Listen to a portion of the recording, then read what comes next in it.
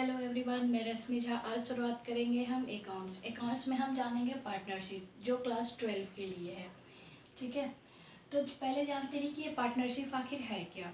ठीक है, इसका डिफिनेशन जानते हैं। ये आता है सेक्टर 4 में, इंडियन पार्टनरशिप एक्ट 1932 में। ठीक है, इसमें इसको क्या क्या डिफाइंड किया गया कि पार्टनरशिप आखिर है क्या। अब जाते हैं पार्टनरशिप का। ये डिफिनेशन दिया गया है कि पार्टनरशिप एक रिलेटिव है, यानी दो या दो से अधिक पर्सन क्या करे कि कैरी करे प्रॉफिट को शेयरिंग में और बिजनेस को कैरी करे। ठीक है, सारे बिजनेस पार्टनर मिलके। ठीक है, यानी कि ये हो गया। एक शॉर्ट फॉर्म में ये जानते हैं कि दो या दो से अधिक पर्सन, ठीक है, एक एग्रीमेंट बनाए, उसके थ्रू क्या करे, बिजनेस को कैरी करे, प्रॉफिट को शेयरिंग में लगे।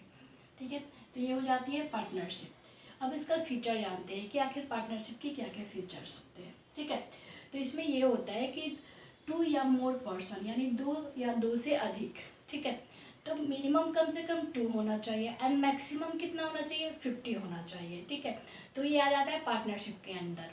ठीक है, उसके बाद क्या होता है, इसमें क्या होना चाहिए, एग्रीमेंट होना चाहिए। जो भी आप ओरल हो या फिर रिटर्न हो, दोनों क्या एग्रीमेंट होना चाहिए, दोनों टाइप से। लेकिन मेन ज़्यादा क्या होती है, रिटर्न एग्रीमेंट होती है। ओरल इसलिए नहीं होती क्योंकि अगर मान लो ओरल में हम दो या दो से अधिक पार्टनर मिलकर क्या करें, बिजनेस कर रहे हैं, लेकिन आगे चल के कुछ प्रॉब्लम हो जाए या कुछ लड़ाई हो जाए जिसकी वजह से क्या करें, उसे छोड़ना पड़ जाए। ठीक है, तो इसलिए क्या होता है, रिटर्न एग्रीमेंट बनती है। ठीक है, हालांकि ओरल और रिटर्न दोनों हो सकते हैं, लेकिन ज़्यादातर रिटर्न ही रेफर किया जाता है एग्रीमेंट में। ठीक है, उसके बाद क्या कर सकते हैं कि शेयरिंग ऑफ द प्रॉफिट। जब पार्टनरशिप बनती है तो उसमें क्या करता है, जो प्रॉफिट आएगा वो जितने भी पार्टनर्स होंगे उसमें क्या करेंगे, शेयर करेंगे प्रॉफिट को। एक रेशियो दिया गया है, उस रेशियो के अकॉर्डिंग, अगर नहीं है तो इक्वल अकॉर्डिंग होती है, प्रॉफिट शेयरिंग की जाती है। ठीक है, relationship of principal and agent का, इसका मतलब ये होता है कि जैसे जो भी एक पार्टनर है, ठीक है, वो पार्टनर अगर कुछ डिसीजन लेता है तो सबके क्या हो गया, सबको वो बताएगा कि हमें क्या डिसीजन लिया है और सब उस चीज़ को फॉलो करेंगे। अगर वो सही लगा तो सब एग्री हो जाएंगे, अगर सही नहीं रहा तो वहीं पे क्या होगा, उनके डिसीजन खारिज हो जाएंगे। यानी कि इसका मतलब ये हुआ कि सारे पार्टनर मिलके ही कुछ काम कर सकते हैं। किसी एक पार्टनर के एग्रीमेंट पे या फिर एक पार्टनर के क्या होता है, वो जब आप डिसीजन ले उस पर नहीं हो सकता, सभी पार्टनर के डिसीजन यानी मिलके करने होंगे। ठीक है, उसके बाद आता है business carry on by all, यानी कि जितने भी पार्टनर है सबको क्या करना है, बिजनेस कैरी करना है, यानी बिजनेस को चलाना है।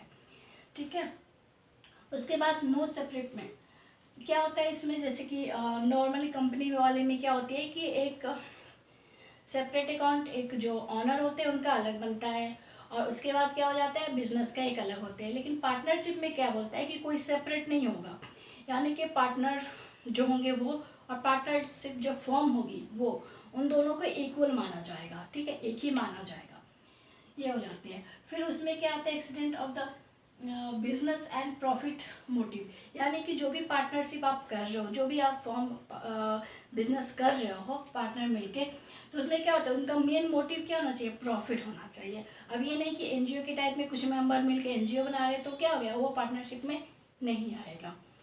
ठीक है, ये हो जाते हैं फीचर ऑफ द पार्टनरशिप के। नेक्स्ट चलते हैं राइट ऑफ द पार्टनरशिप, यानी पार्टनरशिप के जो जितने भी उसमें पार्टनर होते हैं उन पार्टनर के क्या क्या राइट्स होते हैं। ठीक है, तो एवरी पार्टनर का जो होता है ना, वो शेयर एंड प्रॉफिट को क्या करना है, इक्वल में करना है। अगर एग्रीमेंट में कुछ स्पेशल दिया है, ठीक है, तो वो अलग बात है, लेकिन अगर एग्रीमेंट में नहीं बनाया गया है तो उसको क्या करना है, प्रॉफिट एंड लॉस क्या करेंगे, वो इक्वल शेयर करेंगे जितने भी पार्टनर्स होंगे। ठीक है, उसके बाद क्या हो जाता है कि this allow the admission of the new partner. अगर मान लो कोई नया पार्टनर आता है, ठीक है, तो जब नया पार्टनर, यानी कि मान लो 3 बंदे काम, मतलब 3 जो होंगे पार्टनर काम कर रहे हैं, ठीक है, चौथा कोई आया पार्टनरशिप में एंट्री करने के लिए, यानी पार्टनरशिप में शामिल होने के लिए, तो जब एडमिशन उसको किया जाएगा न्यू पार्टनर्स के लिए, तो क्या होगा, सबका उसमें सहमति होना चाहिए। ठीक है, किसी एक के सहमति से नहीं होगा। नेक्स्ट पढ़ते हैं joint owner of the partnership property. Partnership property के जितने भी ऑनर होंगे, ठीक है, वो ज्वाइंट होंगे। ठीक है, किसी एक की प्रॉपर्टी नहीं होगी, वो सबकी होगी। ठीक, and given loan to the firm and the received interest at 6% per annum। मतलब इसका मतलब ये होगा कि एवरी पार्टनर्स के ये राइट्स हैं कि वो जो अगर लोन दे रहे हैं फर्म में, ठीक है, तो उस पर वो इंटरेस्ट कितना लेंगे, 6% पर एनम। अगर एग्रीमेंट में दिया गया हो तो उसी हिसाब से और ले सकते हैं, बट अगर एग्रीमेंट में नहीं है तो एक मिनिमम रेट निकाला गया कि इंटरेस्ट का 6% पर एनम वो ले सकते हैं, ठीक है।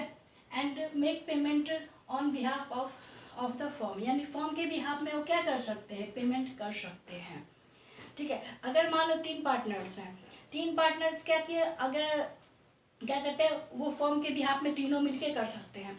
अगर बाई चांस उसमें क्या हो जाता है कि कोई पार्टनर ऐसा बोले कि आप मेरे बिहाफ में पे कर दो, मैं आपको बाद में दे दूँगा, ठीक है, तो ऐसा हो सकता है, ठीक है। तो क्या करेंगे, पेमेंट के फॉर्म के बिहाफ में क्या कर सकते हैं, वो जो पार्टनर्स होंगे एवरी पार्टनर्स वो पेमेंट कर देंगे, ठीक है, ये उनका राइट्स होता है। उसके बाद जब अगर कोई पार्टनर रिटायर हो रहा है, ठीक है, जैसे मान लो 4 पार्टनर है, उसमें से एक पार्टनर क्या हो, रिटायर हो, यानी फॉर्म छोड़ के वो जा रहा है, तो वो ऐसे बिना नोटिस दिए नहीं जा सकता, ठीक है। प्रॉपर एक नोटिस देगा, नोटिस देने के बाद क्या होगा, तीनों जो पार्टनर होंगे उन सबके क्या होंगे, साइन होने चाहिए कि, और जो छोड़ के जा रहा है उसके भी क्या होंगे, साइन होने चाहिए, ठीक है। तो एक प्रॉपर नोटिस देगा, उस प्रॉपर नोटिस के थ्रू क्या होगा, सहमति होगी, तब जाके वो फॉर्म को रिटायर कर सकता है, मतलब फॉर्म से रिटायर हो सकता है, ठीक है। तो ये बेसिक इन्फॉर्मेशन आज के लिए, एंड आगे की क्लास में मैं इससे भी डिटेल और बताऊंगी। तब तक के लिए थैंक यू सो मच।